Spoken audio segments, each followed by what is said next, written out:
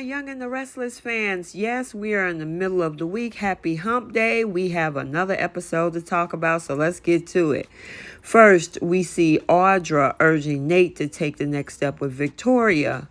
Victor, Adam, Billy, and Nicholas put Nate on notice, and Sally acknowledges Adam's loss. Welcome back to CBS Soap Dish Recap, where we recap everything CBS Soaps, both the Young and the Restless and the Bold and the Beautiful. This is your Young and the Restless recap for July 26th, and without any further ado, let's talk about this episode. So let's start out over at the GCAC, where we see Sally and Nick having a conversation. He's telling her all about his plans. Now, she was telling him how grateful she was to wake up with him. Did they spend the night together? I mean, where's Christian? Now, he did say Christian just woke up and he's ready to go. So now he's going to go over there and spend some time with him.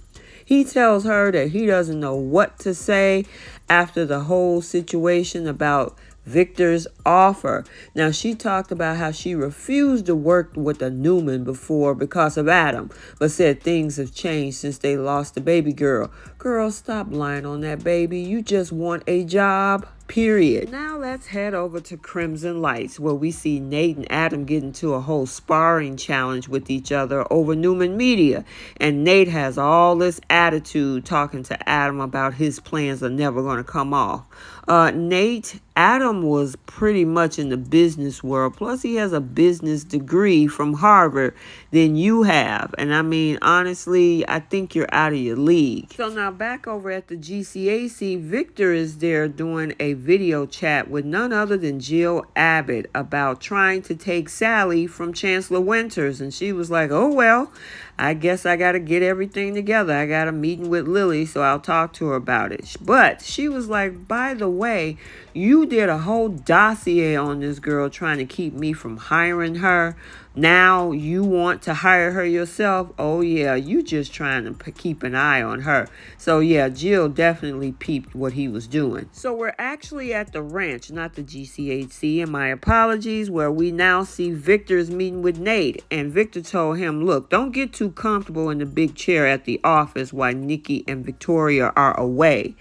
And of course, you can tell he was kind of cringy about that. Yeah, Nate, you know that you'll be right back down at the lower level pretty soon. Now, he told Nate that the company will never, ever be run by anyone that is not a Newman. And if he had any thoughts of it one day running that company, it's not going to happen. And yeah, he was like, okay. But the interesting thing is, it's actually happening right now, even though they're away. He's still in charge of the company. Well, now Nate leaves the ranch. He heads over to Newman, and he's catching it from all sides because it's Nick's turn now. And Nick asked him, was he trying that seat on for size? And I got to tell you, Nate, Victor has already put him on notice. Now, he told Nick that he was tired of Nick's constant attacks. Oh, he hurt Nate's little feelings. Now, Nick told him that his rise was at his expense. Nate told him his lack of ambition led him to where he was. And that's an interesting conversation for somebody who switched careers midstream and tried to throw his own family under the bus. He told Nick to just leave him alone so he can just do his darn job. So now we're over at Crimson Lights, where we see Sally and Adam ran into each other, and she was talking about her trip to see Coco and Grams. Well, I guess at least she's now speaking to him, and, you know, she wasn't trying to throw him under the bus or gaslight him or something. Now, he told her about coming by her place last night, but it was obvious that she did not want to see him. She lied and said that she wasn't avoiding him and that she was just asleep. I'm like, girl, come on, be truthful. And wanted to know why he stopped by. Now, he told her about coming down on chance and needing her to calm him down.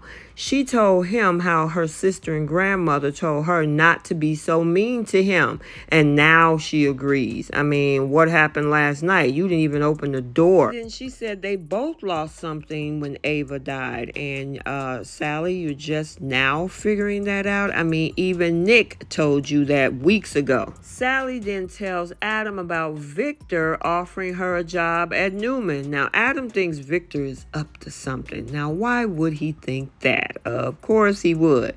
Nick showed up and she told them both that she is taking Victor's offer. And then even Nicholas had to say, well, is this something that Adam influenced you with?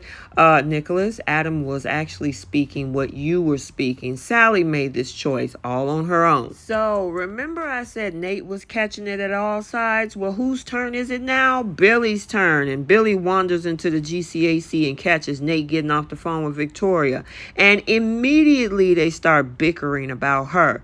Billy says that he will always look out for the mother of his children. And Nate says anyone who thinks she needs coddling don't know her at all. And then we see Nate takes off and head back to the office. And as Nate heads back to the office, here comes Audra. She stops by impressed by how easily he's taken over.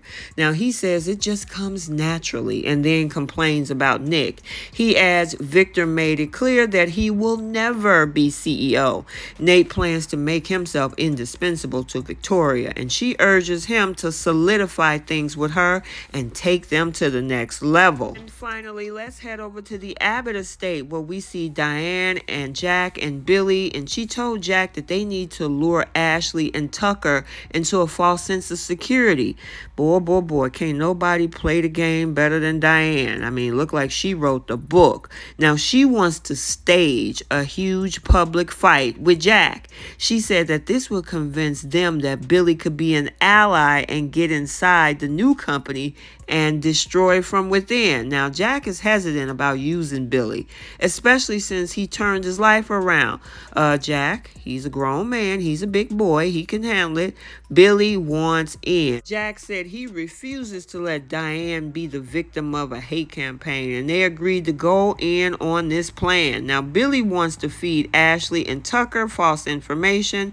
However, it started into a little tiff between Jack and Billy as Jack kind of led on that he really don't trust Billy deep down. And of course, he was offended by that. Diane had to jump in that situation saying, look, you already got beef with Ashley. Don't start something with Billy. And I agree with Diane on that, Jack. Just chill out. I mean, you got the girl. Everything is in place.